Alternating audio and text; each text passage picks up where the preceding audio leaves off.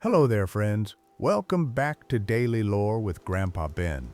This is the story of Night City, of a world where corporations became more powerful than nations, where the line between human and machine blurred until it disappeared entirely, and where one person's desperate fight for survival became entangled with ghosts from 50 years past. To understand where we are going, we must first understand where it all began. The seeds of this dark future were planted long before the neon lights illuminated Night City's streets, before Johnny Silverhand's music echoed through the combat zones, before V ever set foot in the City of Dreams. Part 1. The Foundation of the Dark Future. The birth of Arasaka and early mega-corporations. In the mid to late 1800s in Tokyo, Japan, a child was born who would alter the course of human civilization. Sasai, Arasaka, entered a world where Japan was emerging from centuries of isolation, transforming from a feudal society into an industrial nation that would soon stand among the world's great powers. The Meiji Restoration had opened Japan to Western technology and ideas, and entrepreneurs like Sasai saw opportunities that their ancestors could never have imagined. Sasai founded the Arasaka Corporation in the early 20th century, starting modestly as a manufacturing company producing goods for Japan's rapidly expanding industrial economy. The company began by manufacturing textiles, simple machinery, and consumer goods, but Sasai understood that the 20th century would belong to those who could adapt, who could see beyond immediate profits to long-term strategic positioning.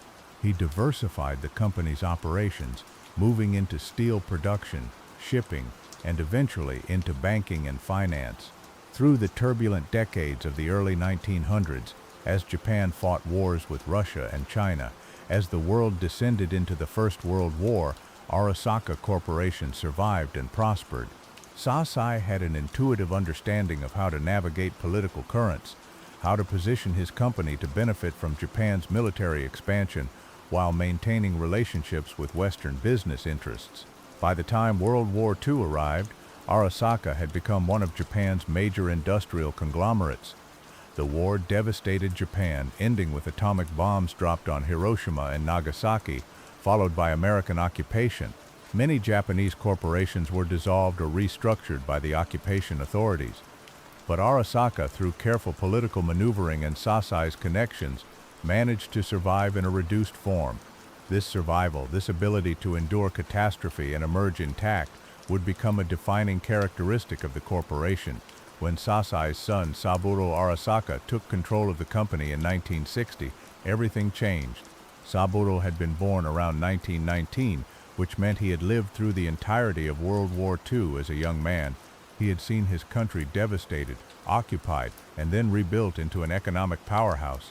He had witnessed the atomic age dawn with fire over Japanese cities. He understood, in a way his father never could, that the nature of power itself had fundamentally changed. Saburo was brilliant, ruthless, and possessed of a vision that extended far beyond his father's business acumen.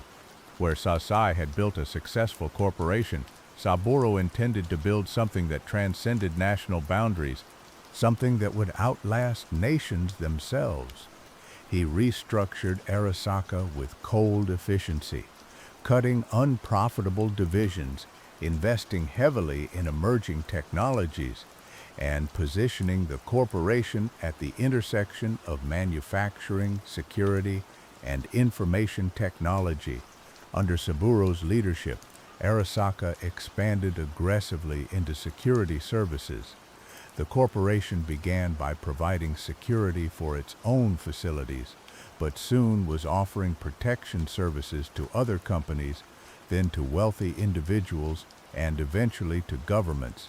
Arasaka's security forces were trained to military standards, equipped with cutting-edge weapons and technology, and operated with a discipline that made them more effective than many national armies. Saburo also pushed Arasaka into banking and finance, understanding that controlling the flow of money meant controlling power itself.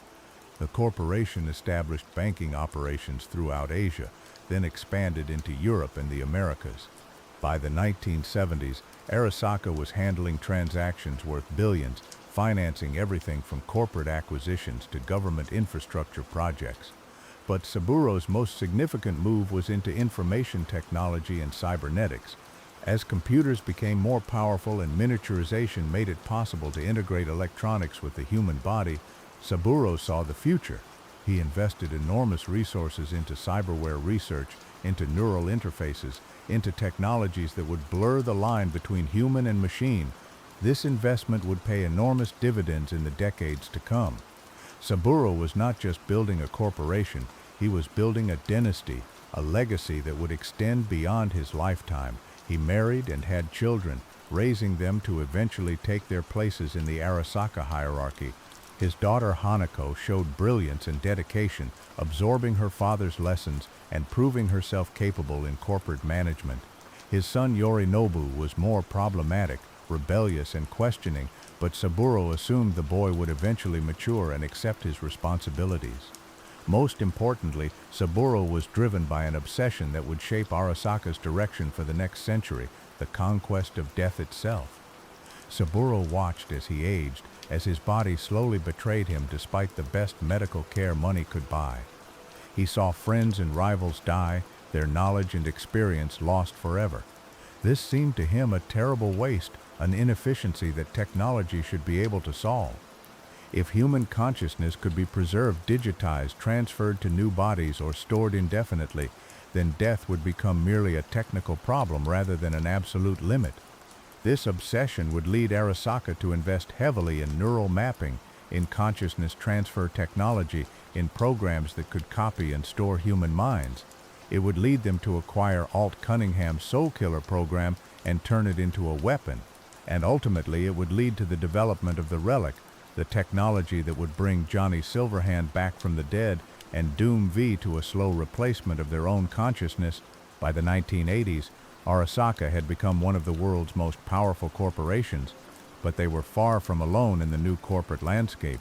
The late 20th century saw the rise of megacorporations across the globe, entities that wielded economic and military power rivaling that of nation-states. Militech, headquartered in Washington, D.C., had grown from a defense contractor into a full-spectrum military corporation. They manufactured everything from small arms to orbital weapons platforms, from armored vehicles to combat drugs that enhanced soldier performance. Militech's private military forces were hired out to governments and corporations around the world, fighting in conflicts on every continent. The corporation had close ties to the United States government, so close that the line between corporate interest and national interest often blurred to invisibility. Biotechnica, originally a European agricultural corporation, had evolved into a leader in genetic engineering and biological sciences. They created genetically modified crops that could grow in devastated environments, designer drugs tailored to individual brain chemistry, and cloned organs for transplantation. Biotechnica owned vast agricultural estates around the world, and their control over food production gave them immense leverage over both governments and populations. Kang Tao emerged from China as the world's premier manufacturer of smart weapons, firearms that could identify targets, adjust for environmental conditions, and even refuse to fire if pointed at unauthorized individuals. Their technology made traditional firearms seem primitive, and military forces around the world sought their products. Petrochemical, shortened to Petrochem, controlled much of the world's remaining oil production and refining capacity. As fossil fuels became scarcer and more valuable, Petrochem's power grew proportionally. They owned oil fields, refineries, chemical plants, and even small nations whose entire economies depended on Petrochem's operations. Euro Business Machines, or EBM, dominated the computer and electronics markets in Europe and much of the developing world. They manufactured everything from personal computers to mainframe systems to the neural processors that made cyberware possible. These corporations, and dozens of others, formed an interlocking network of economic power that increasingly operated independently of government control. They made their own laws within their territories, maintained their own military forces, conducted their own foreign policies. The distinction between corporation and nation-state was becoming meaningless, and as these corporations grew in power, the traditional nation-states grew weaker, unable to compete with entities that commanded greater resources, more advanced technology, and the loyalty of employees who increasingly identified with their corporations more than with any country. The Quiet War and the Gang of Four. But while corporations grew stronger through the 1980s and early 90s, traditional governments were hemorrhaging power and legitimacy. Nowhere was this more apparent than in the United States, where a secret cabal had taken control of the government's direction and was steering the nation toward disaster. The Gang of Four was not an official organization. It had no charter, no public face, no acknowledged existence. It was simply a term used to describe the alliance between four powerful government agencies that had accumulated enormous power with minimal oversight: the National Security Agency, the Central Intelligence Agency, the Federal Bureau of Investigation, and the Drug Enforcement Administration. Together, these agencies commanded vast intelligence networks, covert operations capabilities, and the ability to operate both within the United States and abroad with little accountability. Through the 1980s, as the Cold War entered its final phase, the Gang of Four accumulated more and more authority. They operated on the principle that national security required secrecy, that the American people could not be trusted with the truth about what their government was doing to protect them. Congressional oversight was evaded or ignored. Presidents were presented with fait accompli, situations where the agencies had already acted and the White House simply had to accept the consequences. The Gang of Four pursued an aggressive foreign policy that increasingly diverged from the stated positions of elected officials.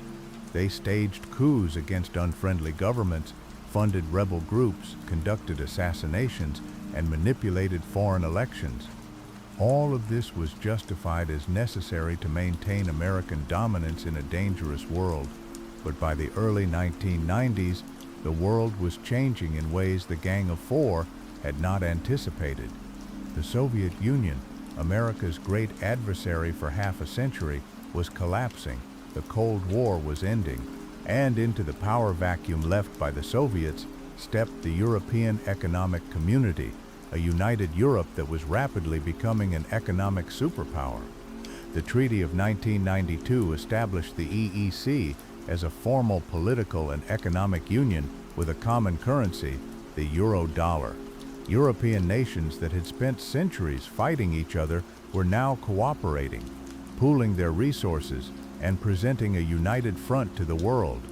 The EEC's combined economy rivaled that of the United States, and their technological capabilities were in many areas superior.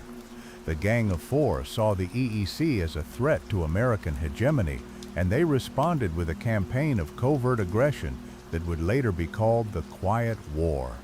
From 1990 to 1994, American intelligence agencies worked to undermine European economic interests, sabotage EEC initiatives, and maintain American dominance. They staged conflicts designed to destabilize regions where the EEC had economic interests.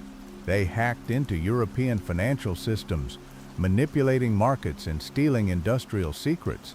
They conducted influence operations to turn EEC member nations against each other, trying to fracture the Union before it could fully consolidate its power.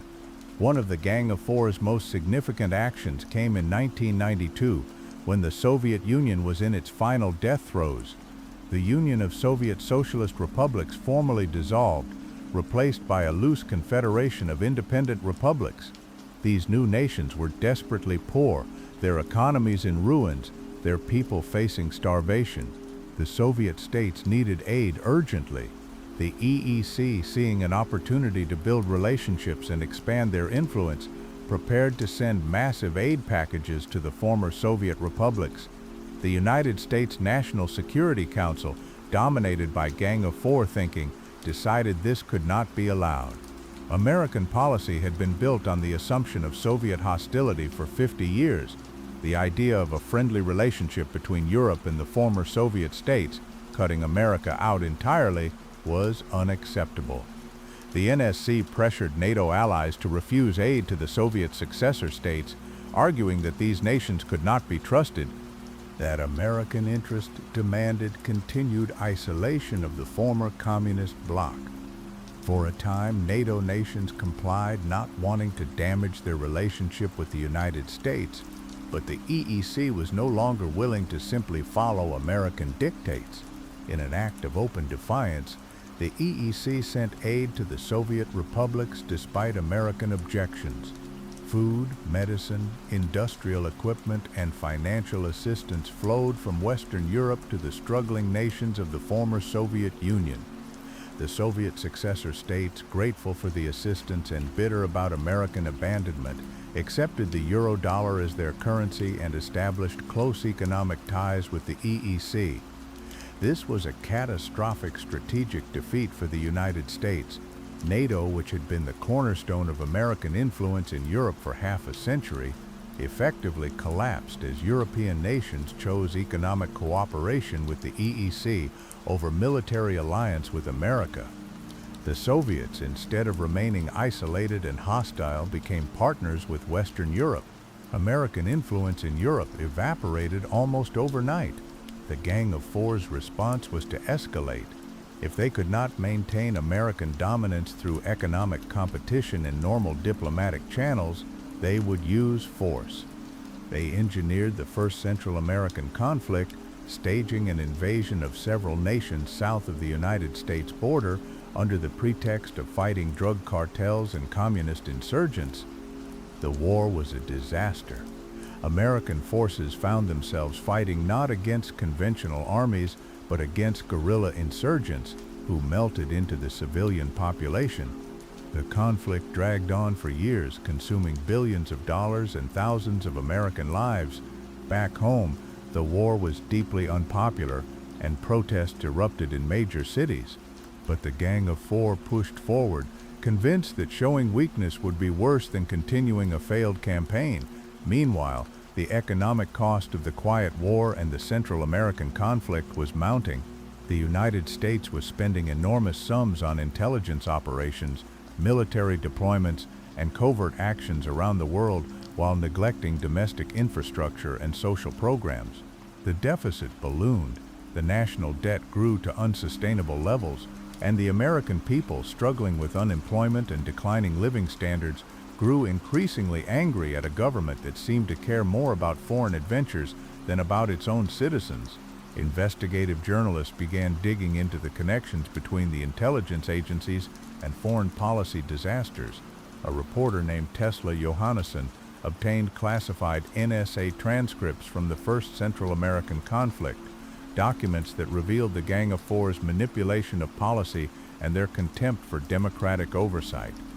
When Johannesson published these transcripts, the scandal was enormous. Congressional investigations were launched. Several high-ranking officials were forced to resign. The Gang of Four was publicly exposed, and their direct influence was curtailed. But the damage had been done. The American government's credibility was shattered. Faith in democratic institutions plummeted. And worst of all, the economic foundations of American prosperity were crumbling. The crash of '94, with their direct political influence curtailed by the exposure of the Quiet War, the Gang of Four turned to economic warfare. If they could not maintain American dominance through military might or political manipulation, they would do it through control of global financial markets. In an attempt to appear solvent and demonstrate that America was still the world's preeminent economic power, the Gang of Four began one of the most audacious and reckless schemes in financial history. They hacked directly into the stock market systems of Europe and Asia, using advanced cyber attack tools developed by the NSA, and began manipulating currency exchange rates and stock prices on a massive scale. The operation was sophisticated and initially successful. By carefully tweaking numbers here and there, by creating artificial demand for American securities, by depressing foreign markets while inflating American ones, they created an illusion of unprecedented American prosperity. The stock market soared. The dollar strengthened against other currencies. On paper, the American economy appeared to be entering a golden age while Europe and Asia struggled. Foreign investors, seeing the apparent strength of American markets, poured money into the United States. This created a feedback loop that temporarily made the manipulation self-sustaining. The influx of foreign capital drove real economic growth, which in turn attracted more investment, which appeared to validate the manipulated numbers. For nearly 2 years, the scheme worked. The Gang of Four congratulated themselves on having found a way to restore American economic dominance without firing a shot. Politicians took credit for the booming economy. The American public, enjoying rising prosperity, asked few questions about where it was coming from. But the European Economic Community's intelligence services were not stupid.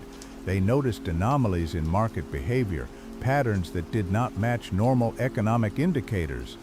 They traced these anomalies back to their source and discovered that American intelligence agencies had been systematically hacking into European financial systems and manipulating global markets. The EEC leadership faced a choice. They could confront the United States directly, demand explanations, and risk a major international crisis. Or they could simply leak the information to the press and let the revelation destroy American credibility. They chose the latter option. In early 1994, major newspapers across Europe and Asia published detailed exposés of the American market manipulation. The evidence was incontrovertible. Classified documents, communication intercepts, testimony from whistleblowers within the intelligence community. The United States had been cheating, hacking into foreign systems, and rigging global markets to maintain the appearance of economic superiority. The reaction was immediate and catastrophic. Most developed nations immediately instituted embargoes on United States trade. If America could not be trusted to participate honestly in global markets, then they could not be allowed to participate at all. The EEC suspended all financial transactions with American banks. Asian markets closed their doors to American securities. Trade ships bound for American ports turned back. The American stock market, propped up by manipulation and foreign investment, collapsed when that foreign investment evaporated. The Dow Jones Industrial Average dropped by more than half in a matter of days. Major banks, overextended and heavily leveraged, failed. Credit markets froze. The entire financial system seized up like an engine that had run out of oil. This was the crash of '94, and it marked the beginning of the end of the United States as Americans had known it. The world stock market collapsed in a domino effect that spread from New York to London to Tokyo to Hong Kong. The World Bank, which had been struggling since the economic turmoil of the late '80s, dissolved entirely. The World Stock Exchange closed its doors. International financial institutions that had existed for decades simply ceased to function. The immediate effects were devastating. Millions of Americans who had been living on pensions and retirement investments saw their savings evaporate. The stock portfolios that were supposed to fund their retirement became worthless overnight. People who had worked their entire lives, who had saved diligently and invested carefully, found themselves with nothing. The elderly were hit first and hardest. Social Security was overwhelmed as millions more people suddenly needed government assistance. But the federal government was in no position to help. With the stock market crashed, tax revenues plummeted. With foreign nations refusing to lend money to the United States, the government had no way to borrow to cover the shortfall. With the World Bank gone, there was no international institution that could provide emergency funding. Unemployment skyrocketed as companies failed by the thousands. Without credit, businesses could not operate. Without customers who had money to spend, there was no demand for products. Factories closed, stores shut down, office buildings emptied. Within 6 months of the crash, 1 in 4 Americans was unemployed. The embargoes made everything worse. The United States economy had become deeply integrated with global trade networks. When those networks were cut off, Shortages of everything from electronics to pharmaceuticals to automobile parts began to appear. Prices for imported goods soared. Inflation spiraled out of control as the dollar lost value both domestically and internationally. The government tried to respond, but every action seemed to make things worse. Price controls led to black markets. Attempts to print money to cover expenses led to hyperinflation. Efforts to force businesses to stay open led to mass bankruptcies. Nothing worked because the fundamental problem, the loss of faith in American economic institutions, could not be fixed by policy. By late 1994, the situation had deteriorated beyond anything seen since the Great Depression of the 1930s. But this was worse than the Depression because it was happening in a world where the government had far less power to intervene. Corporations controlled more of the economy than they had in the 30s. Global trade was more important, and cutting the United States off from that trade was more damaging than it would have been decades earlier. And most importantly, the people had lost faith not just in the current government but in the entire system. The collapse had begun, and it would consume America for the next 14 years. The collapse of America? Following the crash of '94, millions of Americans who had lived on pensions and investments lost their life savings. Within 2 years, the United States was overwhelmed by homelessness, unemployment, and corruption. 1 in 4 Americans became homeless. Hundreds of thousands rioted in the streets. City governments declared bankruptcy or simply collapsed entirely. Many died from violence or exposure while living on the streets. Sometimes the threat came from within families themselves, as desperation drove people to betray their own relatives for money to buy food or drugs. Some families pulled together, forced into clan-like living arrangements just to survive. But the death toll climbed into the millions. In August of 1996, President James Richard Allen was assassinated during a campaign stop in California. Vice President Harold Harrison Hunt became president, gaining free rein to advance the Gang of Four's plans. The military was ordered to return to American soil to establish martial law and maintain order during this chaotic period. But martial law could not stop the bleeding. As the conflict escalated, more states began to consider leaving the Union entirely. New York and Texas refused to pay taxes to Washington as part of economic strikes. States began blocking the flow of goods at their borders in protest against the federal government. The impasse was violently broken when a paramilitary police unit subordinate to the Gang of Four took control of San Francisco. Regular battles erupted in the streets between residents and federal forces. The governor called on the National Guard for help, and they sided with the city. In response, federal paramilitary forces tried to capture Sacramento. California announced that Washington no longer had authority over the state and officially withdrew from the Union. The United States Armed Forces, already stretched thin by foreign conflicts and domestic deployment, began to fracture. Entire units defied orders. Some sided with their home states, others simply deserted. The nation that had once been the world's superpower was tearing itself apart. By 1997, the situation had deteriorated beyond recognition. A toxic spill in the Pacific Northwest wiped out the salmon population, crippling the local economy. Food shortages became common as crops failed and distribution networks collapsed. Plagues and mutated viruses spread through overcrowded refugee camps. Terrorist attacks, both foreign and domestic, killed thousands. The collapse would continue until 2008, and by then the damage was irreversible. Roughly 100 million people died as a result of plagues, mutated viruses, terrorist nuclear attacks, and complete ecological collapse. The United States as it had existed was gone, replaced by a fractured collection of free states and a weakened federal government that called itself the new United States of America. Into this power vacuum stepped the corporations.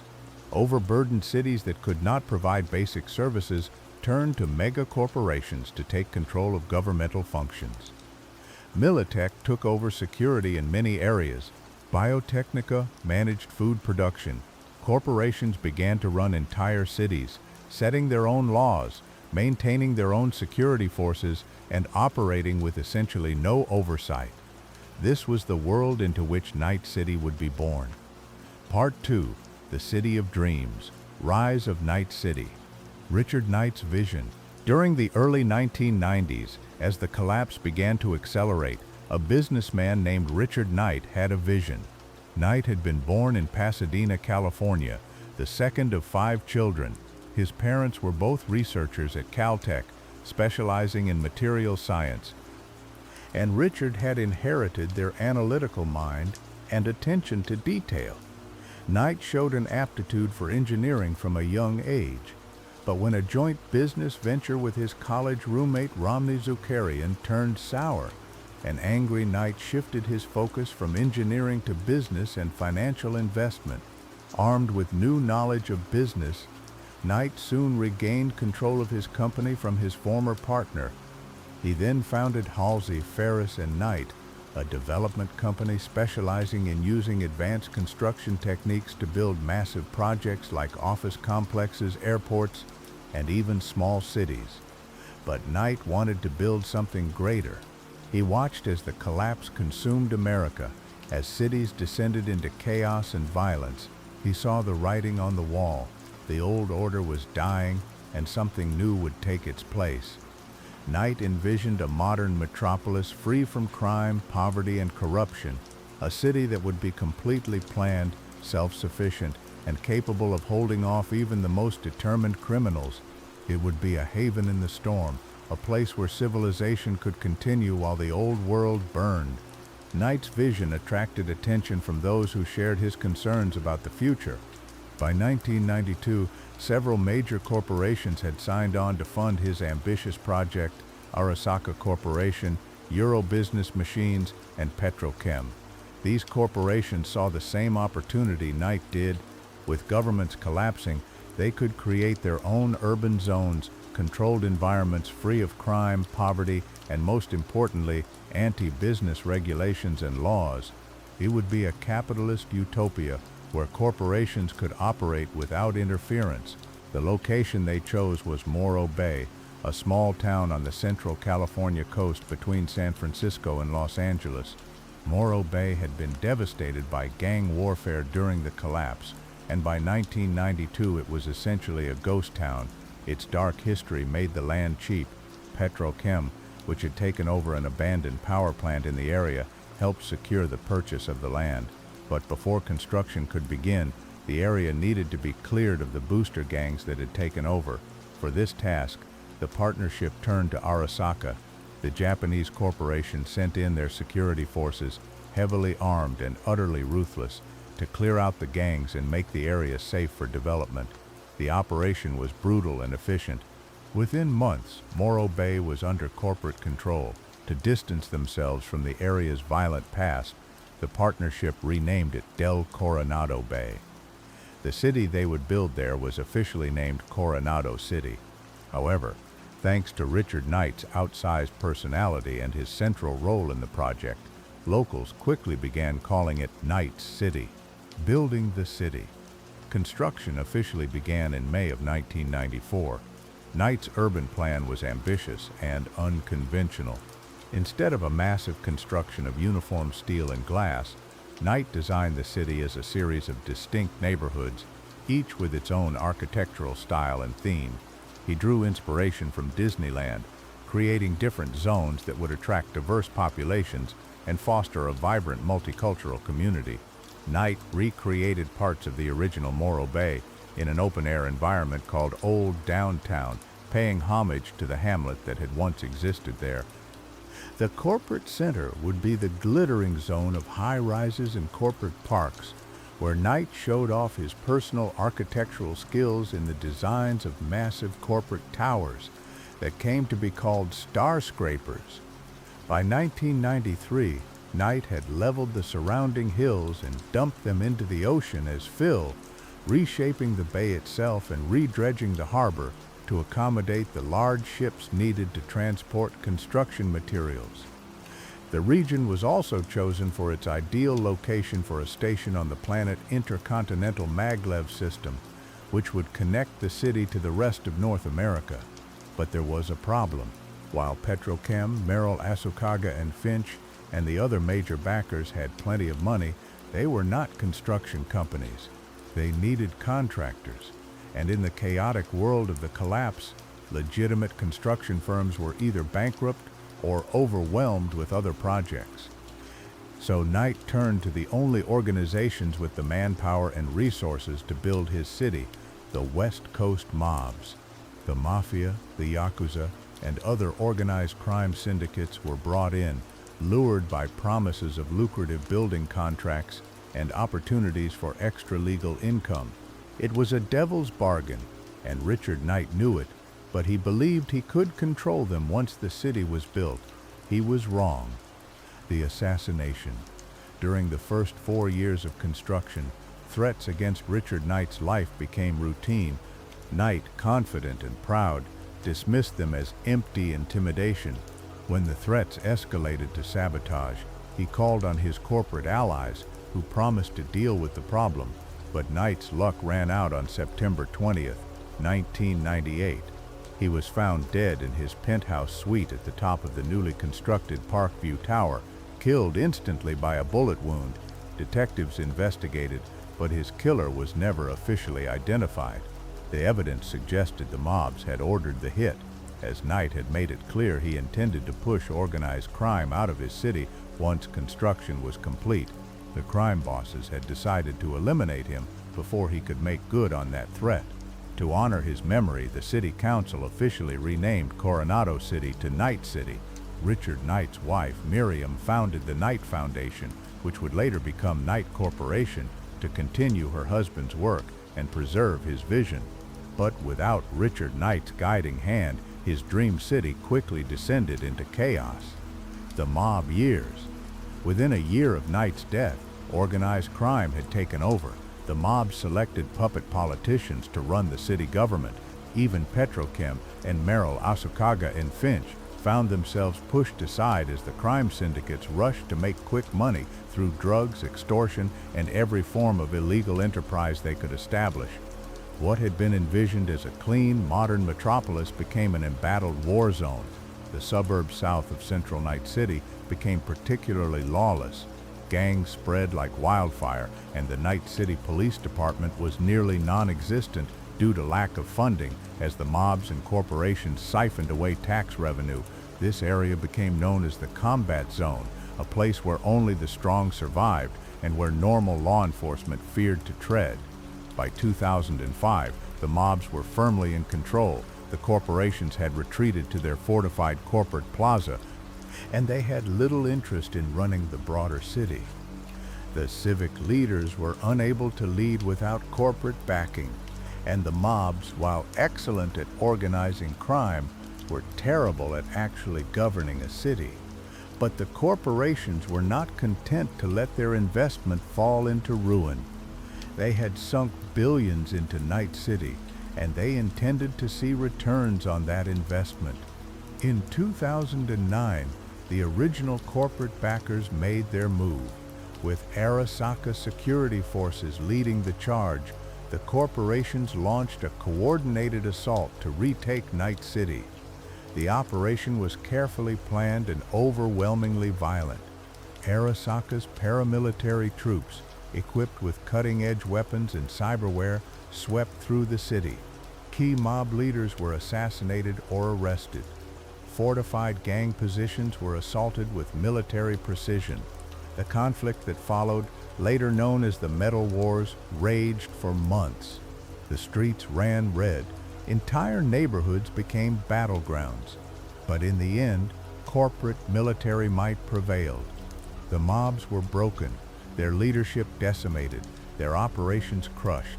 The corporations installed new puppet politicians, but this time they made sure these politicians understood who truly held power.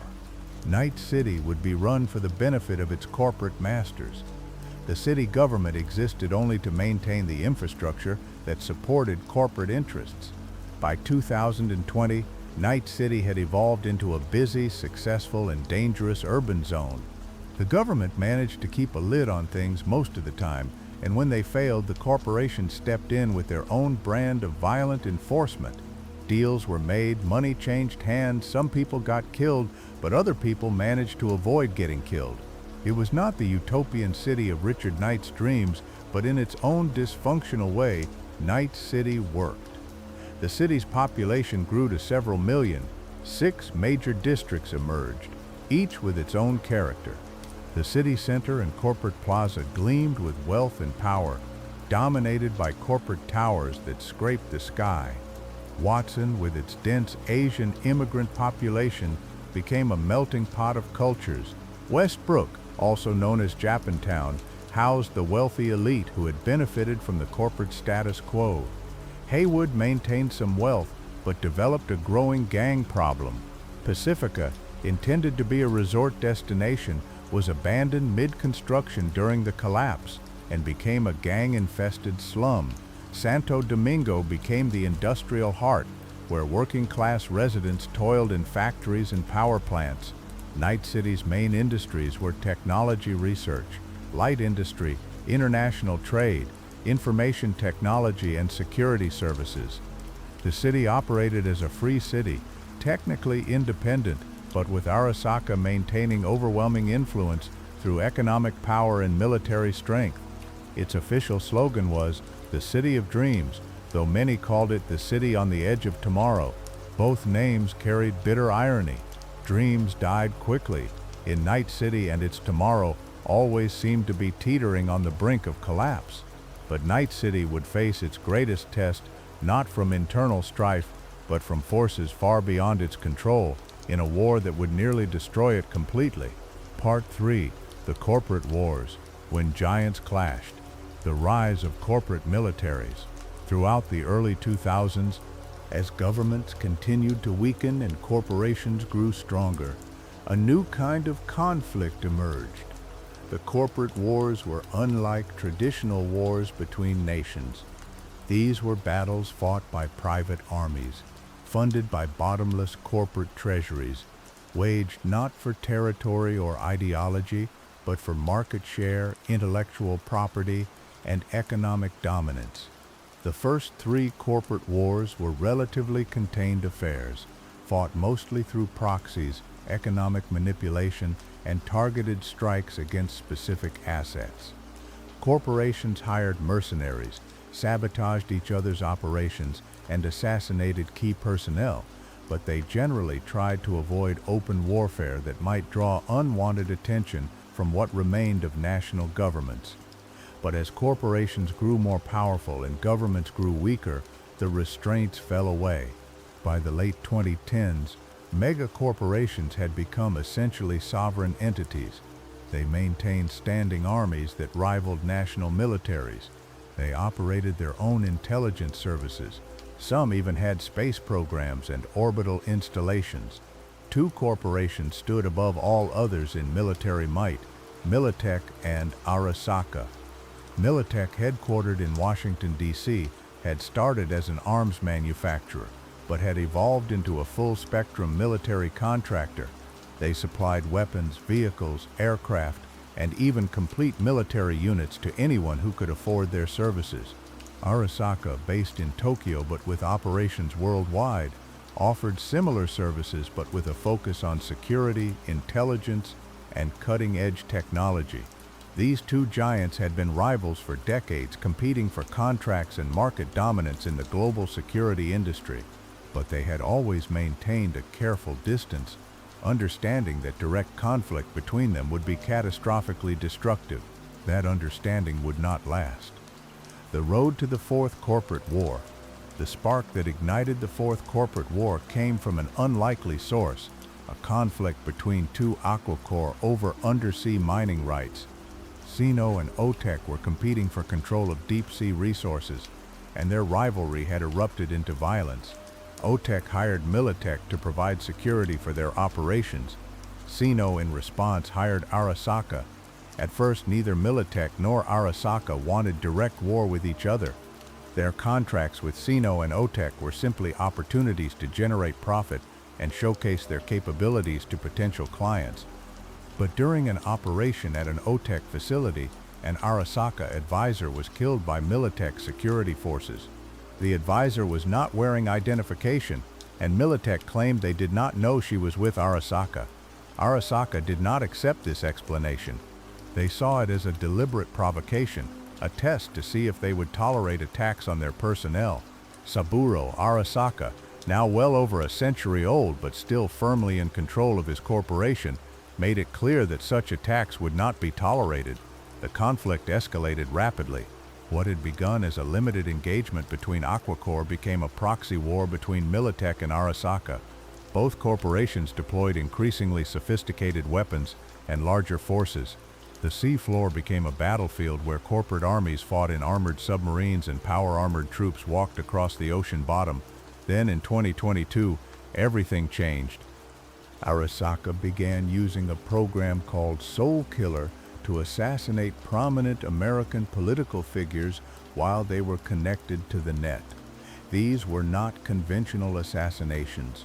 Soulkiller did not just kill the body, it copied the victim's mind, extracting every secret, every password, every piece of information they possessed before wiping their brain and leaving them a mindless husk. When the United States government discovered what Arasaka was doing using targeted digital assassination to effect policy change, the conflict transformed from a corporate rivalry into something far more serious. The U.S. government, under President Elizabeth Kress, saw Arasaka's actions as an attack on American sovereignty itself. Militech was nationalized, placed under the direct control of the United States military. What had been a corporate war was now a war between a megacorporation and a national government, with Militech serving as America's sword, the hot war. By June of 2023, the fourth corporate war had entered its hot phase. This was no longer a matter of surgical strikes and deniable operations. This was open warfare conducted on a scale not seen since World War II.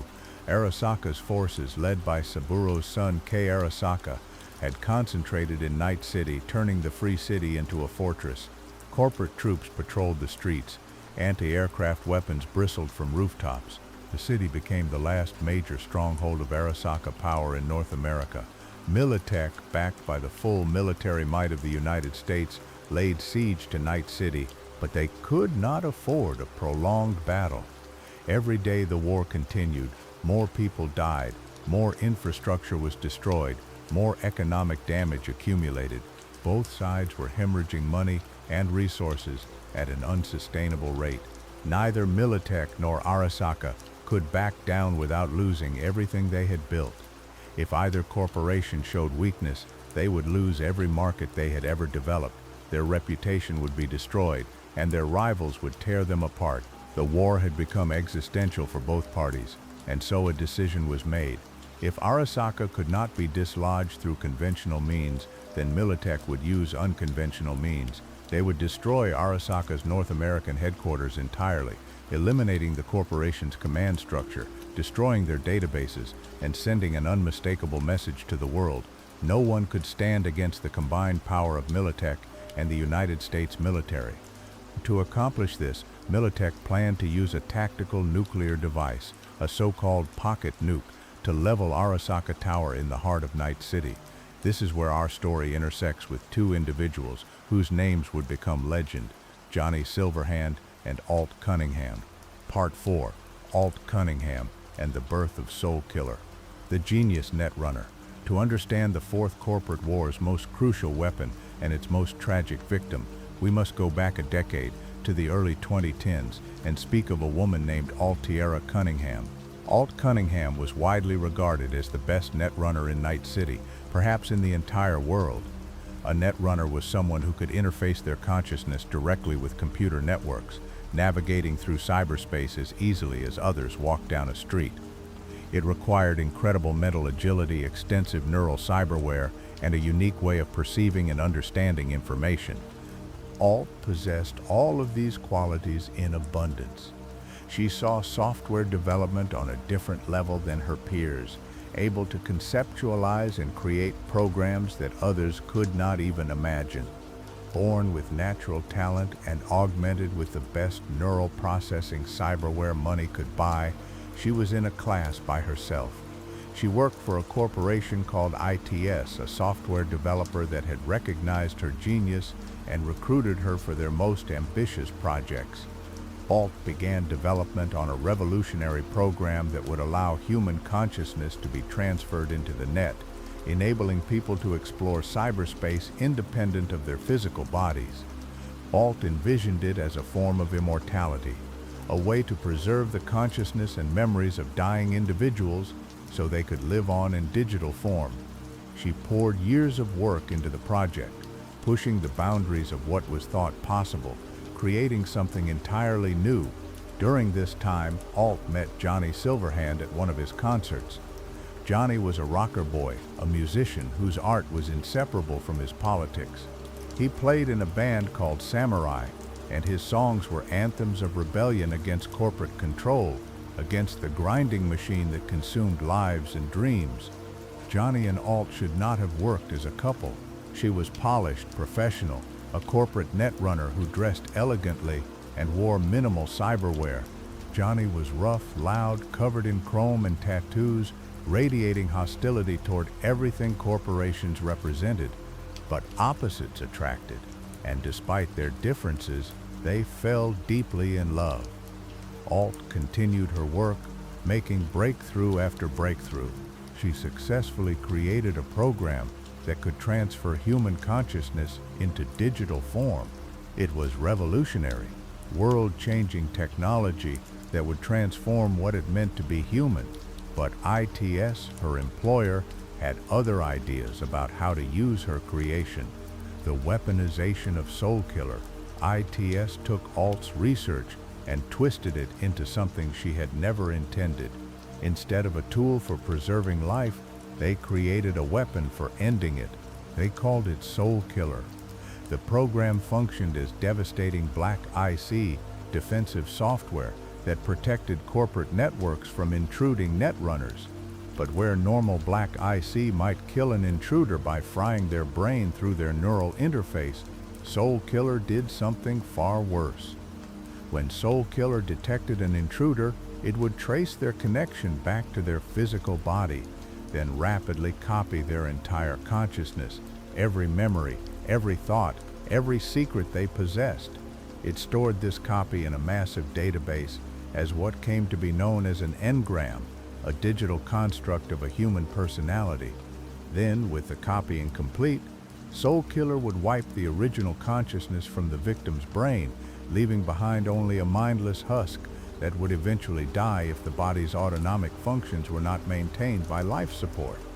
From ITS's perspective, and from the perspective of the corporations that would later acquire the technology, Soulkiller was the ultimate anti-personnel weapon. It did not just kill intruders, it captured everything they knew, every password, every plan, every secret, and stored it for later interrogation. The engram could be questioned, forced to reveal information that the original person might have died rather than divulge. Alt was horrified when she learned what had been done with her work. The program she had created to preserve life was being used to destroy it in the most complete way possible. Soulkiller did not just end life. It violated the very essence of what made someone human, copying their soul and imprisoning it while killing their body. But by the time Alt discovered what ITS had done, it was too late. The technology was out of her hands, and soon it would fall into the hands of the most powerful corporation in the world. The kidnapping. On April 15, 2013, Alt Cunningham and Johnny Silverhand had a very public argument in an alley behind a nightclub called The Hammer. The fight was loud, passionate, and witnessed by many people. It was about Johnny's paranoia, his constant hostility toward corporations, his belief that they were all out to get him and anyone connected to him. Alt thought he was being ridiculous. She worked for a corporation, and while she had issues with how they had used her work, she did not believe they were the omnipresent threat Johnny saw everywhere. They argued, and Alt stormed off, frustrated with Johnny's intensity. She never made it home. Gangers hired by Arasaka attacked her, beat Johnny nearly to death, and dragged Alt away. Johnny survived, but barely. By the time he recovered enough to act, Alt was already in Arasaka's custody. Arasaka had been watching Alt for months, studying her work, and they wanted Soulkiller. More specifically, they wanted Alt to refine it, to turn it into an even more powerful tool. Kei Arasaka, Saburo's son, who at the time was running Arasaka's North American operations, saw Soulkiller as the key to total information dominance. With it, they could extract secrets from anyone, defeat any netrunner, and maintain absolute control over their networks. They gave Alt a simple choice: cooperate or die. But cooperation had a price. To test Soulkiller and ensure it worked as they needed it to, they would need a test subject. And Alt, the program's creator, was the perfect choice. Arasaka used Soulkiller on Alt Cunningham. They copied her consciousness, capturing her genius and her knowledge in digital form. Her body died in the process, but her engram survived, imprisoned within Arasaka's network. Alt's consciousness, now existing as pure data, found herself trapped in a digital prison. She was aware she could think, but she was completely cut off from the physical world, existing only within the confines of Arasaka's servers. According to some accounts, after escaping Arasaka's immediate control during the chaos of 2023, Alt would eventually establish a digital haven for other victims of Soulkiller somewhere in the ruins of Hong Kong, though the exact nature and location of this refuge remains unclear. Johnny's first assault. When Johnny learned what had happened, rage consumed him. He gathered a team, including some of his bandmates and several solos, hired guns willing to take on one of the most powerful corporations in the world. They assaulted Arasaka Tower, fighting their way through security forces, leaving a trail of bodies behind them. Johnny's team managed to reach the laboratory where Alt's body was being held, but they were too late. Johnny found Alt's body, still warm but brain dead, her consciousness already copied, and her original mind wiped away by Soulkiller. Behind a wall of monitors, Alt's engram screamed out to Johnny, trying to make him understand that she still existed, that some part of her survived in the network. But Johnny could not hear her digital voice. He saw only the corpse of the woman he loved, and he believed she was completely gone. In his grief and rage, Johnny disconnected Alt from the net-running chair, gathering her body in his arms. He did not understand that by doing so, he was severing the connection between Alt's disembodied consciousness and her physical form, ensuring that even if she could have been restored, the link was now permanently broken. Alt's engram, trapped in Arasaka's network and cut off from any hope of returning to her body, had no choice but to flee into the depths of cyberspace. She escaped Arasaka's immediate control, but she was changed by the experience. No longer fully human, no longer quite an AI, she existed in a strange limbo, conscious but without the full awareness that comes with a living brain. Johnny and his team fought their way out of Arasaka Tower. They left Night City and went into hiding with the Aldecaldos, a nomad family that traveled the wastelands outside the major cities. For years, Johnny lived with the guilt of what he saw as his failure to save Alt, but he would get another chance 10 years later during the Fourth Corporate War, and this time he swore he would not fail. Part 5, The Night City Holocaust, August 20th, 2023. By August of 2023, Night City had become the final battleground of the Fourth Corporate War. Arasaka's forces, led by Kei Arasaka, had fortified the city and made it clear they would not surrender.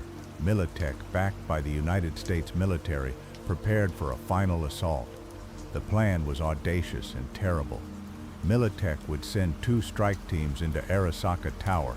Team Alpha, led by Johnny Silverhand, would infiltrate the Soulkiller laboratories on the 120th floor. Their mission was to find Alt Cunningham's consciousness, which intelligence suggested was still trapped somewhere in Arasaka's network, and to destroy Soulkiller version 3.0, preventing Arasaka from ever using it again. Team Beta, led by the legendary Solo Morgan Blackhand, would reach the reliquary database in the sub-basement beneath Arasaka Tower. This database contained all of Arasaka's most sensitive intelligence, every secret they had stolen, every piece of blackmail material they possessed. Beta Team's orders were to either steal the data or destroy it completely. To ensure the data's destruction if the teams failed, Militech provided a tactical nuclear device, a pocket nuke designed to be small enough to be carried by hand, but powerful enough to level the entire Arasaka Tower complex. The bomb was intended to be detonated in the heavily shielded sub-basement, where the surrounding structure would contain most of the blast and minimize collateral damage to the rest of Night City. Militech and the United States government had not counted on one thing. According to some sources, Arasaka may have had their own nuclear device hidden beneath the tower's foundation, planted years earlier as a fail-safe. Whether this device actually existed and whether it detonated remains a matter of debate even decades later. What is certain is that the explosion far exceeded what a single tactical nuclear device should have produced, suggesting something more powerful was involved. Johnny Silverhand's team included some of the most skilled operatives in Night City. Rogue Ambience, a veteran Solo and sometime lover of Johnny's, brought her combat experience and unflappable coolness under fire. Spider Murphy, a netrunner second only to Alt in skill, would handle the digital side of the mission. Shaitan, a massive, heavily augmented Solo, provided heavy firepower. Lyle Thompson, a media, was there to document everything and ensure the truth got out. And several Aldecaldo nomads, members of the family that had sheltered Johnny for years, volunteered to help. The assault. On the evening of August 20th, both teams infiltrated Arasaka Tower. Team Beta, with Morgan Blackhand in the lead, descended into the sub-basement while Team Alpha ascended to the upper floors. Johnny's team fought their way to the Soulkiller laboratories, battling through Arasaka security forces. The fighting was intense, but Johnny and his team were among the best in the business, and they had surprise on their side. They reached the lab and began the process of freeing Alt. Spider Murphy, jacking into the Arasaka network, found Alt's engrams scattered throughout the system. Over the decades since her imprisonment, Alt had fragmented herself, distributing pieces of her consciousness across multiple systems to avoid being captured or deleted. Spider began the process of gathering Alt's pieces and reconstructing her, but then Atom Smasher arrived. Atom Smasher was Arasaka's most feared enforcer, a full-body cyborg who was more machine than human. He had started as a human Solo, but after being nearly killed in the 1990s, Arasaka had offered him a contract. They would rebuild him, make him stronger, faster, nearly indestructible, in exchange for 15 years of service. Atom had agreed, and Arasaka had transformed him into a walking weapon, standing over 11 feet tall, heavily armored, and equipped with enough firepower to level a building. Smasher and his troops ambushed Team Alpha in the laboratory. The first assault was devastating, killing many of the Militech operatives and Aldecaldo nomads in seconds. Thompson was badly wounded. The survivors found themselves pinned down as Smasher's troops poured fire into their positions. Spider Murphy, realizing they had run out of time, quickly downloaded what she could of Alt onto data chips. She managed to tag the remaining pieces of Alt's consciousness with markers, hoping that someday they could be found and reassembled. Johnny Silverhand, seeing his team being slaughtered, made a decision.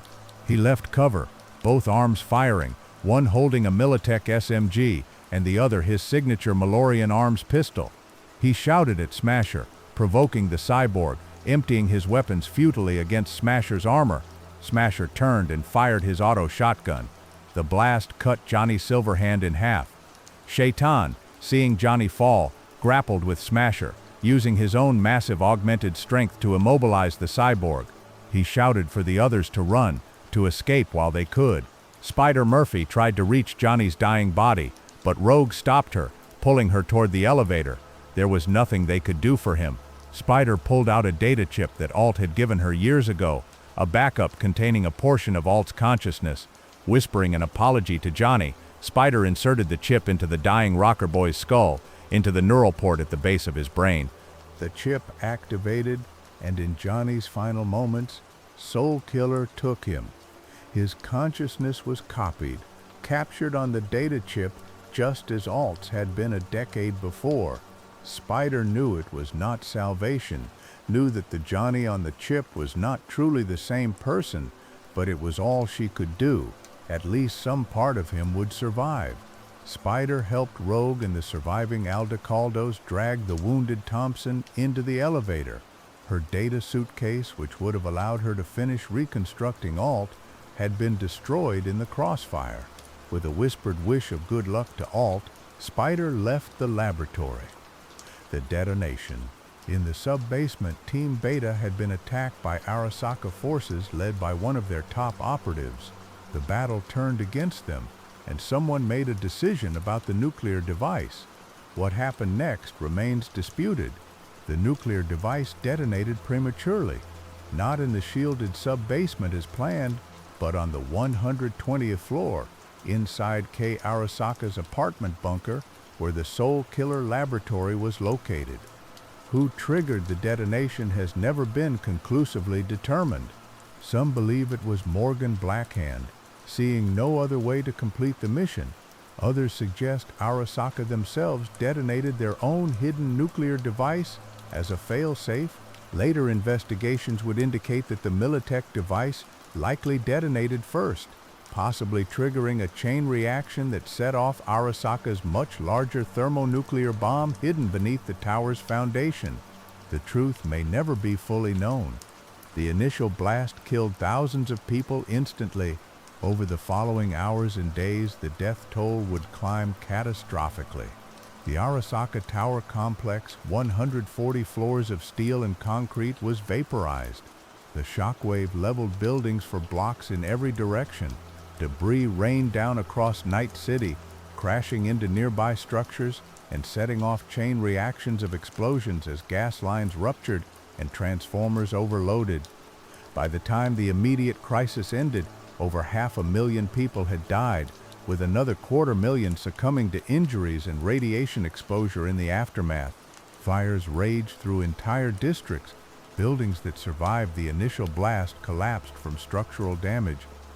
The liquefaction of the fill that Night City was built on broke gas mains, water pipes, and electrical grids. Streets became twisted chunks of asphalt. Ground cars and aerodynes lay scattered among the debris of broken skyscrapers. A mushroom cloud rose over Night City, and for miles in every direction the flash of the explosion could be seen like a second sun. The city that Richard Knight had built, that had survived the collapse in the Metal Wars, had been gutted by nuclear fire. The area around Ground Zero became known as the Hot Zone, so heavily irradiated that no one could enter without protective gear. The explosion had released massive amounts of dust and particulate matter into the atmosphere. For the next 2 years, the sky would be stained red from the particles, and when it rained, the water would come down as a greasy crimson slime that people called blood rain. This was the Night City Holocaust, and it marked the end of the Fourth Corporate War. The aftermath. In the immediate aftermath of the bombing, chaos reigned. President Elizabeth Kress moved quickly to control the narrative. Within hours, she nationalized Militech through the CEO's Reserve Military Commission, placing the corporation under direct government control. She then banished all Arasaka forces from the continental United States, threatening a retaliatory nuclear strike on Arasaka's Tokyo headquarters if they did not comply. The official story, pushed by the United States government, blamed Arasaka for the bombing.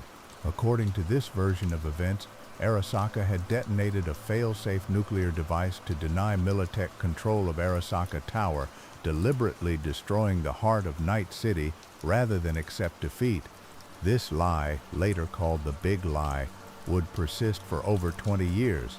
Arasaka was forced to accept blame for the disaster. The Japanese government, facing potential collapse, forced Arasaka to take full responsibility, and confined the corporation's operations to Japan for the foreseeable future. Arasaka, who had survived the initial assault only to be killed shortly after, when the bombs detonated, became a scapegoat for his father's ambitions. Other nations followed America's lead, nationalizing or interdicting Arasaka assets worldwide. The corporation that had been one of the most powerful entities on Earth was suddenly reduced to a shadow of its former self, confined to its homeland and stripped of most of its international operations. Johnny Silverhand was declared dead, cut in half by Atom Smasher, and apparently vaporized in the nuclear blast. His body was never found, and he became a legend, the rocker boy who had died fighting the corporations, who had martyred himself trying to free his lost love and strike a blow for freedom. But Johnny Silverhand was not truly dead. His consciousness, copied by Soulkiller at the moment of his death, existed as an engram on the data chip Spider Murphy had inserted into his skull. According to later Arasaka records, that chip somehow survived the nuclear blast, though how it remained intact when so much else was vaporized remains unclear. The chip was eventually recovered from the ruins and came into Arasaka's possession. Decades later, it would resurface in the most unlikely of places, embedded in a prototype biochip that was supposed to offer immortality to the wealthy. Atom Smasher survived the blast, retrieved by Arasaka forces, and rebuilt once more, made even more machine than human. Morgan Blackhand's fate remains unknown. Some accounts suggest he survived and went into deep hiding, while others believe he perished in the nuclear explosion. His final moments remain one of the great mysteries of the Fourth Corporate War. Alt Cunningham, existing as a consciousness beyond the physical world, used the chaos of the bombing to escape deep into the net. She passed through the Black Wall, a firewall that separated the safe, monitored portions of cyberspace from the dangerous reaches beyond, where rogue AIs dwelt. There, Alt would spend the next 50 years evolving into something that was neither human nor AI, a unique entity with incredible power and knowledge. And Night City? Night City refused to die. Part 6, The Time of the Red and Rebuilding, a World in Ruins. The period from 2023 to 2045 became known as the Time of the Red, named for the red skies that persisted for years after the nuclear bombing. Atmospheric particles from the blast and from other devastation around the world stained the heavens crimson, and when rain fell, it came down as a sticky, greasy substance that looked like diluted blood. Night City was not the only casualty of the Fourth Corporate War. Cities around the world had been caught in the crossfire. Rio de Janeiro had been evacuated. Busan in South Korea was devastated. Hong Kong was hit by a biological weapon that killed most of its population, leaving the city a ghost town. Chicago, which had been undergoing a massive rebuilding project with the help of nomad clans, was bombed when Arasaka forces denied the city to Militech. The global net, which had connected the world's computer systems for decades, collapsed entirely. A netrunner named Rach Bartmoss, who had been working on weapons to use against corporations, released a virus called Data Crash just before his death. The virus tore through the net, corrupting data and turning the online world into a digital wasteland filled with hostile programs and rogue AIs. NetWatch, the organization responsible for monitoring cyberspace, established the Black Wall, a massive firewall that separated the safe-controlled parts of the net from the corrupted regions beyond. On one side was civilization, monitored networks where netrunners could operate with relative safety. On the other side was chaos, rogue AIs and hostile programs that would kill or corrupt any human consciousness that ventured there. Trade between cities and nations collapsed as the net went down. Millions more died from starvation, disease, and violence in the years following the war. The world economy, already weakened by decades of corporate warfare, nearly ceased to function entirely. But humanity is resilient. People adapted. Nomad families, which had emerged during the collapse as roaming groups of refugees, became the backbone of trade between isolated cities. They traveled in convoys, carrying goods and information, connecting settlements that had been cut off from each other. The nomads became a culture unto themselves, with their own codes and traditions, finding freedom in the open road while the cities burned. Corporations, despite the devastation, survived. The ones that had diversified enough, that had spread their operations across multiple continents, managed to weather the storm. They began the slow process of rebuilding, not out of altruism, but because they needed functioning markets to sell to and functioning infrastructure to operate within. Governments slowly reasserted control over some regions, though they never regained the power they had held before the collapse.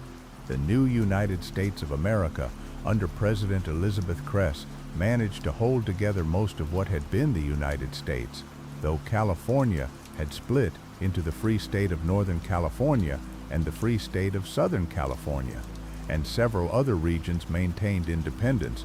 Night City endures. In Night City, the immediate aftermath was apocalyptic. The hot zone at the city's center was so heavily irradiated that no one could safely enter. Thousands of buildings had been destroyed or damaged beyond repair. Water, power, and sewage systems were shattered. The population, which had numbered in the millions, was reduced by more than half as people fled the ruins. But Night City had one advantage. It was a free city, not beholden to any national government. While other cities had to wait for government aid that might never come, Night City's corporations began rebuilding immediately, driven by self-interest and the desire to protect their investments. Much of the radioactive rubble from the hot zone was dumped into Del Coronado Bay, and contaminated soil was removed and replaced. The process took years, and by 2045, radiation levels had dropped to survivable levels, though the hot zone remained a dangerous place where scavengers risked their lives to recover valuable technology from the ruins. Night City's suburbs and outlying areas, which had suffered less damage, absorbed refugees from the city center. The foothills and small cities around Night City became overcrowded with people who had nowhere else to go. Slowly, painfully, the city rebuilt itself. The people who remained developed a fierce pride in their survival. Night City had faced nuclear fire and refused to die. That stubborn refusal to give up, combined with the lawlessness and danger that persisted even after reconstruction, became part of the city's identity. By 2045, Night City was functioning again, though it bore scars that would never fully heal. The hot zone remained, a reminder of the war. Districts that had been leveled were rebuilt, but often in haphazard ways that reflected the chaos of the Reconstruction period. Gangs, which had been suppressed during the corporate war, re-emerged to fill power vacuums in areas where official authority was weak. In the early 2040s, a young journalist named Trace Santiago obtained information about what had truly happened on August 20th, 2023. Through meticulous investigation, Santiago uncovered evidence that the nuclear device that destroyed Arasaka Tower had been Militech's, carried in by the strike team, not an Arasaka failsafe as the official story claimed. Santiago published several exposés and books detailing the truth about the Fourth Corporate War and the Night City Holocaust. With this information public, the big lie, the deception created by President Cress and Militech to blame Arasaka, crumbled completely. This revelation had massive political implications. The new United States of America, which had justified decades of policy based on Arasaka's supposed responsibility for the bombing, was exposed as having deliberately destroyed the heart of an American city. Public trust in the government, already low, plummeted further. Night City, which had been moving closer to the NUSA in the years after the war, turned away in disgust. If the government was willing to nuke one of its own cities to destroy a corporate rival, then the government could not be trusted. Night City reaffirmed its status as a free city and began looking for new allies. And Arasaka, patient and calculating, saw an opportunity to return. Arasaka's return. Throughout the time of the Red, Saburo Arasaka had kept his corporation alive, confined to Japan, and stripped of most international operations. Arasaka had focused on rebuilding its reputation and its capabilities. Saburo, who by this time was over 150 years old, kept tight control over the corporation, refusing to step down or name a clear successor. Saburo had two children who survived to adulthood. His eldest daughter, Hanako Arasaka, was brilliant and loyal, deeply committed to her father's vision. His youngest son, Yorinobu Arasaka, was rebellious and resentful, opposed to everything his father represented. The tension between them would define Arasaka's future. When the truth about the Night City Holocaust became public, Saburo moved quickly. Arasaka reached out to Night City's government, offering economic investment, security services, and corporate partnerships. Night City, feeling betrayed by the NUSA and needing allies, accepted. By 2050, Arasaka had re-established a significant presence in Night City. They built a new tower on the site of the old one, incorporating a memorial to those who had died in the bombing. The new Arasaka Tower was a massive structure of glass and steel, designed to showcase the corporation's power and resilience. Other corporations followed Arasaka's lead, returning to Night City or expanding their operations there. The city's economy boomed as corporate investment poured in. Jobs returned, infrastructure improved. Night City was not just surviving anymore, it was thriving. But prosperity came at a cost. As corporations regained power, they also regained control. The city government became even more subservient to corporate interests. Wealth inequality exploded, with the rich living in luxury in Corporate Plaza and Westbrook, while the poor struggled in the combat zone in Pacifica. Gangs grew more powerful, some of them effectively controlling entire districts. By 2077, Night City had evolved into something beyond Richard Knight's original vision, or worst nightmare. It was a city of extremes, where cutting-edge technology coexisted with grinding poverty, where dreams could come true or die in the same night, where life was cheap but chrome was expensive. The city's slogan remained the City of Dreams, though everyone knew the truth. Most dreams in Night City ended in blood and chrome. This was the Night City into which Va would arrive in the autumn of 2077, looking to make a name and carve out a future, unaware that they were about to become entangled in events that would determine not just their own fate, but the fate of millions. Part 7, 2077. The year everything changed. The Relic Project. While Night City rebuilt and Arasaka reclaimed its power, Saburo Arasaka pursued an obsession that had driven him for decades, the conquest of death itself. Saburo was over 150 years old by 2077.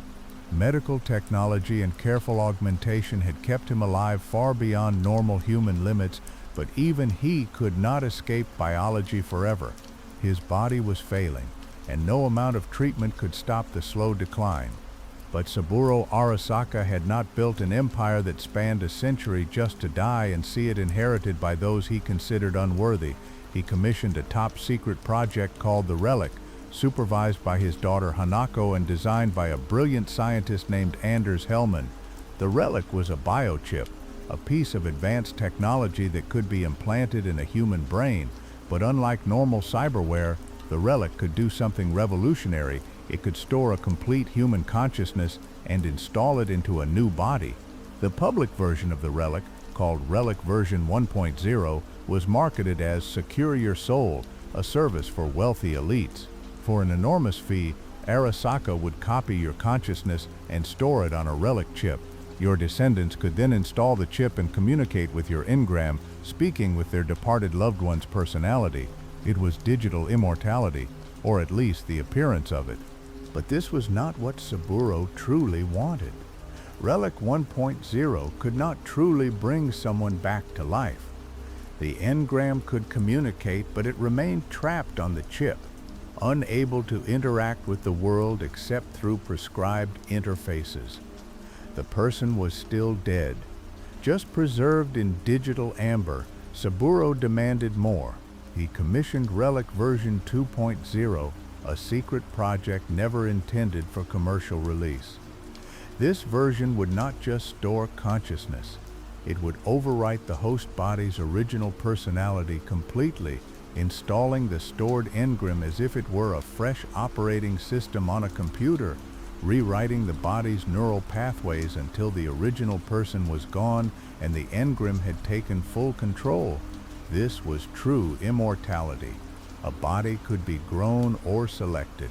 The Relic 2.0 chip implanted, and the stored consciousness would take over, living again in flesh rather than data. Saburo would not just preserve his mind, he would live on, young and strong, continuing to control Arasaka for another century or more. Anders Hellman protested that the technology was not ready. Relic 2.0 was theoretical, untested, but Saburo was running out of time, and Yorinobu, Saburo's son, was pressuring the project to produce results. Hellman had no choice but to proceed. To test the Relic 2.0, they needed engrams to install on prototype chips. Arasaka had plenty of engrams in storage, consciousnesses captured by Soulkiller over the decades and stored in a digital facility called Mikoshi. Hellman selected one for the test, Johnny Silverhand. Johnny's engram had been in Arasaka's possession since the bombing. The data chip Spider Murphy had slotted into Johnny's skull as he died had been recovered from the ruins, and Arasaka had kept it, eventually uploading Johnny's consciousness to Mikoshi, along with all the other engrams they had collected. Based on Hellman's later statements, it appears he chose Johnny deliberately, expecting Relic 2.0 to fail and destroy the engram in the process. If this was the case, it would make sense to use an engram Arasaka considered expendable rather than waste a valuable one. So Johnny's consciousness was installed on a Relic 2.0 prototype chip and stored in a thermal case, ready for testing. Yorinobu's rebellion. Yorinobu Arasaka had always been a disappointment to his father. While Hanako was dutiful and brilliant, Yorinobu was rebellious and defiant. Born in 1994 during the chaos of the collapse, Yorinobu had spent years working against Arasaka from within, undermining the corporation he saw as a symbol of everything wrong with the world. By 2077, Yorinobu was publicly a vice president of Arasaka, but privately he appears to have been planning the corporation's destruction. He despised his father, not just for personal reasons, but for what Saburo represented: the accumulation of power without end, control without mercy, ambition without humanity. Whether Yorinobu's actions were purely motivated by this hatred, or if he had broader revolutionary goals, remains debated. Yorinobu had tried leaving Arasaka before. He had lived in Night City years earlier, running with street gangs and trying to build a resistance movement. But he had failed and been dragged back into the family business. This time, he would not fail. He learned about the Relic project and saw an opportunity. If he could steal the Relic 2.0 prototype and sell it or leak it to Arasaka's rivals, it would be a devastating blow to the corporation. The technology would be compromised, Saburo's dream of immortality would be crushed, and Arasaka would be humiliated. Yorinobu arranged to have the Relic prototype delivered to him in Night City. He took a room at Konpeki Plaza, one of the city's most exclusive hotels, and waited for the right moment to make his move. But Yorinobu had not counted on being betrayed by someone close to him. Evelyn Parker, a doll who worked for the Clouds establishment, had access to Yorinobu through his dealings with her employer.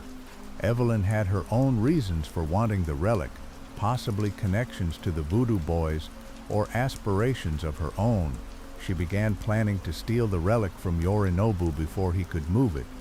To accomplish this, Evelyn approached Dexter Deshawn, a fixer who arranged jobs for mercenaries. Dex, who had recently returned to Night City after years away, saw the heist as his chance to re-establish himself as a major player in the city's criminal underworld. He assembled a team for the job, recruiting 2 rising mercenaries, Jackie Wells and V. V and Jackie. V arrived in Night City in 2077 with a past that varied depending on their origins.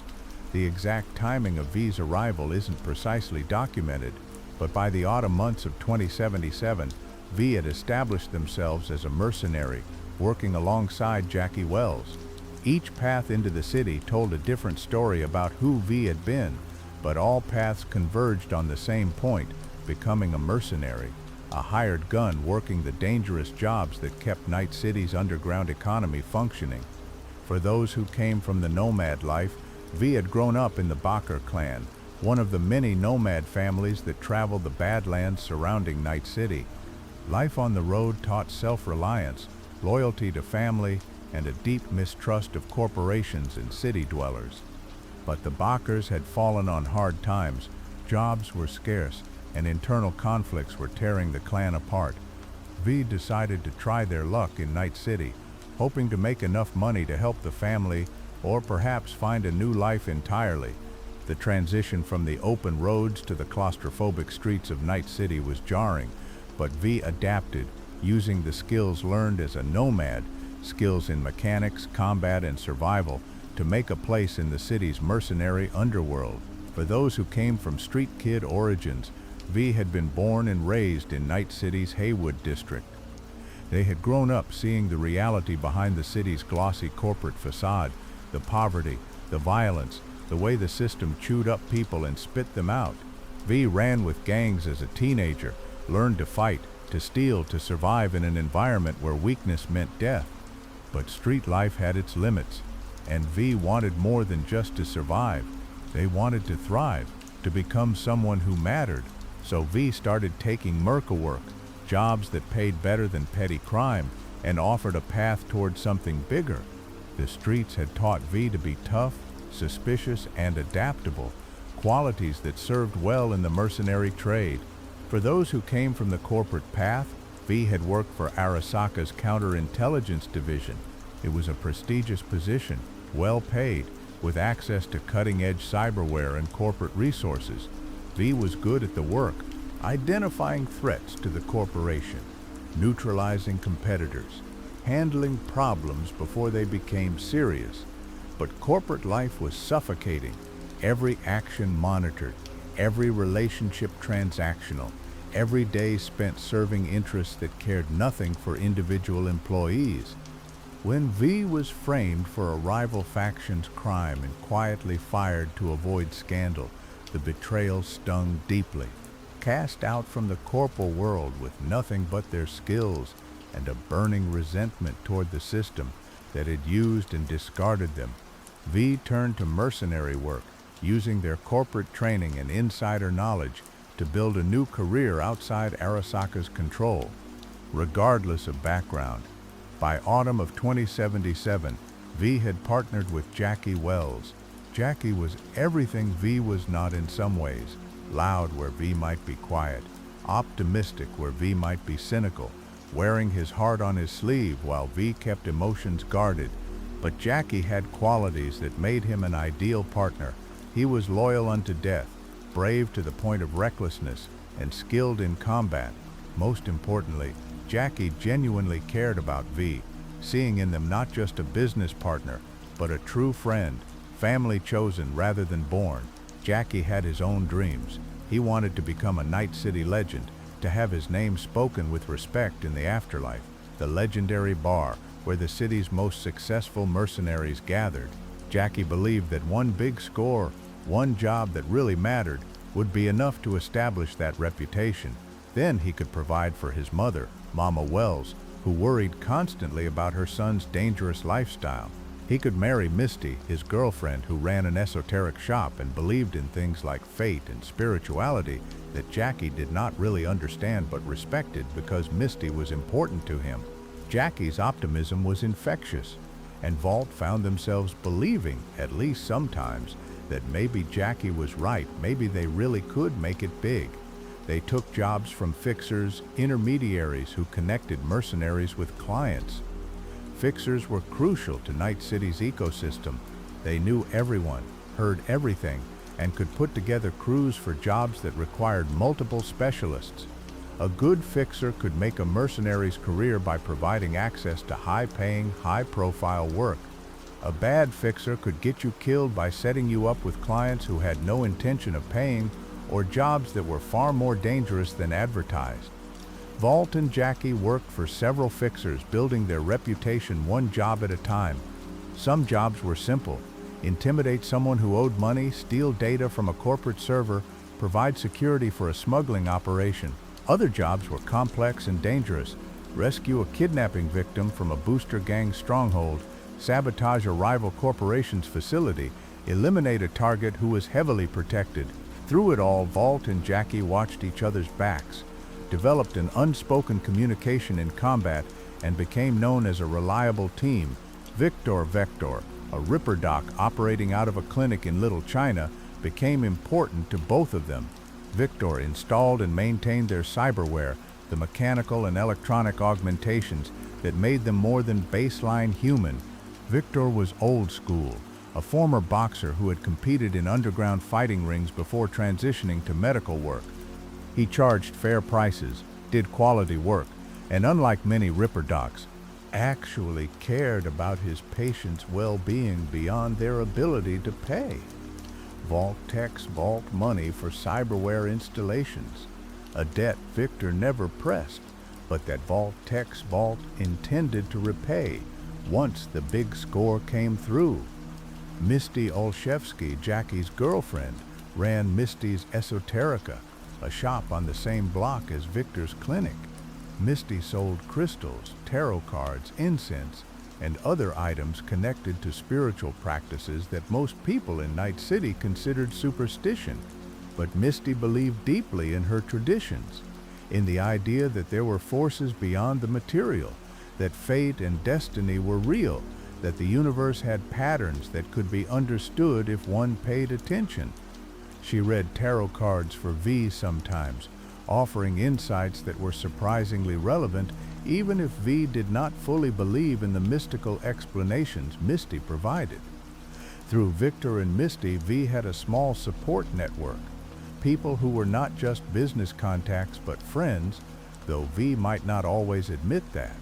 Night City was not a place that encouraged emotional openness or vulnerability. Showing weakness could get you killed. But with Jackie, Victor, and Misty, V could relax slightly, could be something closer to a full person rather than just a mercenary persona. Then Dexter Deshawn entered their lives and everything changed. Dex was a fixer who had recently returned to Night City after years away. His reputation was legendary. Before his departure, Dex had been one of the biggest names in the city's criminal underworld, arranging jobs that other fixers could not touch, dealing with clients who demanded absolute discretion and professionalism. But then a job had gone wrong, details were unclear, and Dex had left Night City suddenly. Now he was back, trying to re-establish his reputation and reclaim his position at the top of the fixer hierarchy. Dex contacted V and Jackie through their existing fixer, offering them a meeting to discuss a potential job. The fact that someone of Dex's stature was interested in them was flattering and promising. If they could impress Dex, doors would open. They could move from small-time mercs to serious players in Night City's underworld. The job Dex described was ambitious: steal a prototype biochip from Yorinobu Arasaka, son of Saburo Arasaka and a vice president of the corporation. The chip was called the Relic, and it was supposedly worth millions. Yorinobu had the chip in his penthouse suite at Konpeki Plaza, one of the most exclusive hotels in Night City.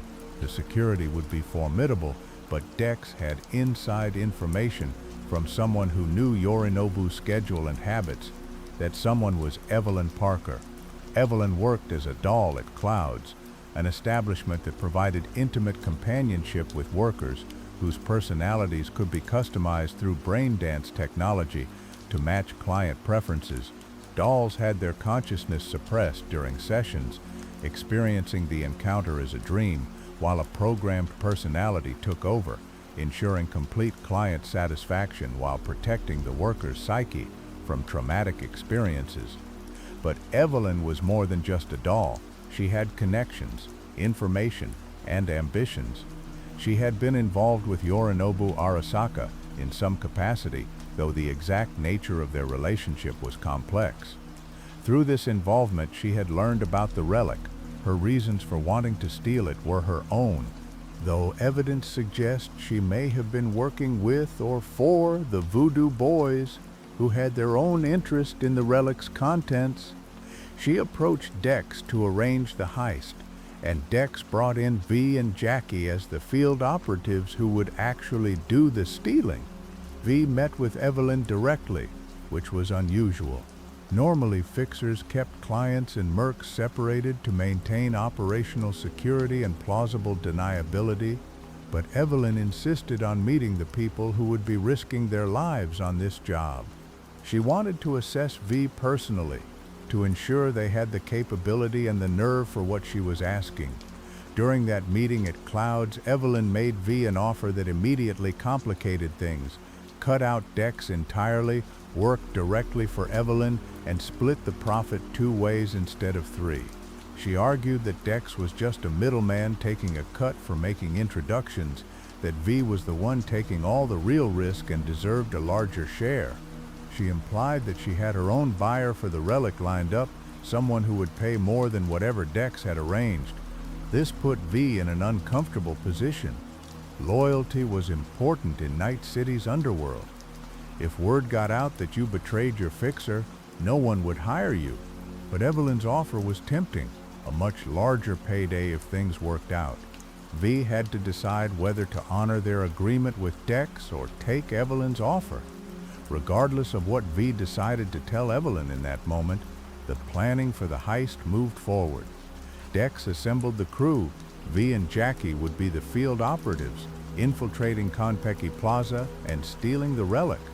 T-Bug, an experienced netrunner with a reputation for never getting caught, would handle all electronic aspects, disabling security cameras, opening locked doors, monitoring Arasaka security communications, and generally ensuring V and Jackie had a clear path in and out.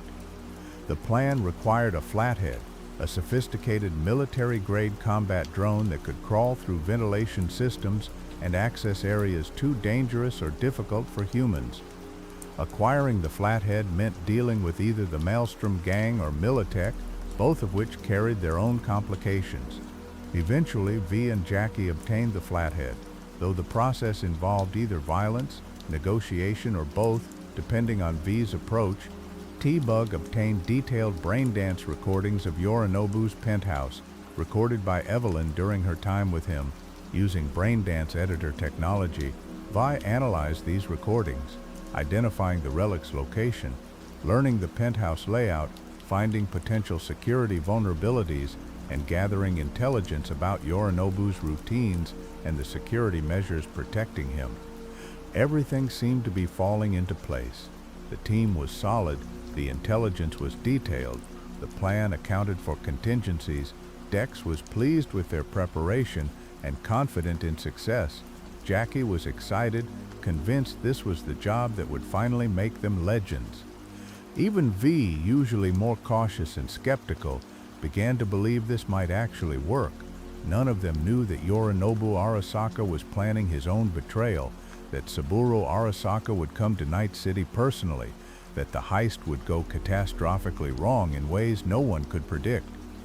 None of them knew that by the end of the night, Jackie would be dead, V would be dying with a ghost in their head, and Night City would be plunged into a crisis that would determine the fate of millions. The plan was perfect. Reality, as always, had other ideas. Chunjcom Part 8, The Heist That Changed Everything. Infiltrating Konpeki Plaza, on the night of the heist, Vault and Jackie arrived at Konpeki Plaza, dressed in formal attire, passing as guests. T-Bug fed them information through their neural links, guiding them through the hotel's security systems. Everything seemed to be going according to plan. They made their way to Yorinobu's penthouse suite on the top floor, avoiding security cameras and guards. Using a flathead combat drone to access the room through the vents, they disabled the security systems and entered when the room was empty. The relic was exactly where Evelyn had said it would be, stored in a thermal case that maintained the low temperature necessary to preserve the biochip. Jackie grabbed the case, and V prepared to leave, but then Yorinobu returned to his suite early, accompanied by his father. Saburo Arasaka had come to Night City personally, unannounced, to confront his son. He had learned that Yorinobu was planning to betray the corporation, and he intended to deal with this embarrassment privately within the family.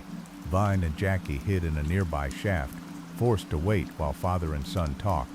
T-Bug instructed them to stay quiet and still until Saburo left. But the conversation between Saburo and Yorinobu quickly escalated into an argument. Saburo accused Yorinobu of theft, of disloyalty, of bringing shame on the family. Yorinobu responded with years of pent-up rage, telling his father that he had become a monster, that his pursuit of immortality had made him into something that deserved to die. Saburo advanced on his son, and Yorinobu snapped. He grabbed his father by the throat and strangled him. At over 150 years old, Saburo's body was fragile despite all his augmentation. He died in his son's hands, murdered in his own son's penthouse. Yorinobu, realizing what he had done, immediately began planning. He would claim his father had been poisoned, that assassins had infiltrated the hotel and killed him. He called his sister Hanako and told her that Saburo was dead, killed by intruders. Within minutes, Arasaka security forces locked down Konpeki Plaza, searching for the assassins. Vault and Jackie were trapped. Their exit route was compromised, and Arasaka forces were everywhere. T-Bug tried to guide them out, but Arasaka netrunners detected her intrusion into their system and killed her, frying her brain through her neural connection. Jackie grabbed the Relic case, but during their escape, the case was damaged. The thermal environment was compromised, and the biochip inside began to degrade from heat exposure. To save the chip, Jackie slotted it into his own neural port, using his body to keep it cool. V and Jackie fought their way through Arasaka's security forces, leaving bodies behind as they desperately tried to reach the parking garage where their getaway vehicle waited. Jackie was wounded multiple times during the fighting, but he kept moving, driven by determination and adrenaline. They reached the garage and got into the Delamain autonomous vehicle that was supposed to be their getaway car. But as the vehicle pulled away, pursued by Arasaka drones, Jackie's wounds caught up with him. He had been hit worse than he had let on, and he was bleeding out. In his final moments, Jackie handed the Relic chip to V, trusting his best friend to complete the job. Then Jackie Wells died, bleeding out in the back seat of a Delamain cab.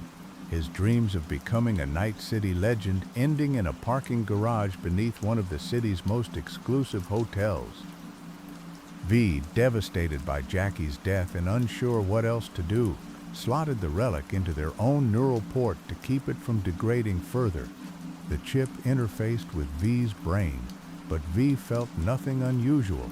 Numb with grief and shock, V exited the vehicle at the No-Tell Motel to meet with Dexter Deshawn and deliver the Relic. Betrayal and death. Dex was furious when V arrived without Jackie and with news of Saburo Arasaka's death. The heist had gone catastrophically wrong. Saburo's assassination was all over the news, and every Arasaka asset in North America would be looking for the people responsible. Dex had wanted a quiet score that would re-establish his reputation. Instead, he had the biggest crisis in decades on his hands. Dex tried to explain, tried to salvage the situation, but Dex had already made his decision. Dex was a loose end, and loose ends got people killed. Better to eliminate V now before Arasaka found them and made them talk. Dex's bodyguard, a massive man named Oleg, knocked V to the floor. Dex drew his pistol and shot V in the head at point-blank range. V died. The bullet tore through their brain, causing catastrophic damage that should have killed them instantly. For a moment, there was nothing but darkness and silence.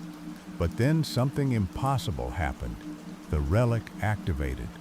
The biochip had been designed to install an engram into a brain whose owner was already dead, overriding the deceased's neural patterns with the stored consciousness.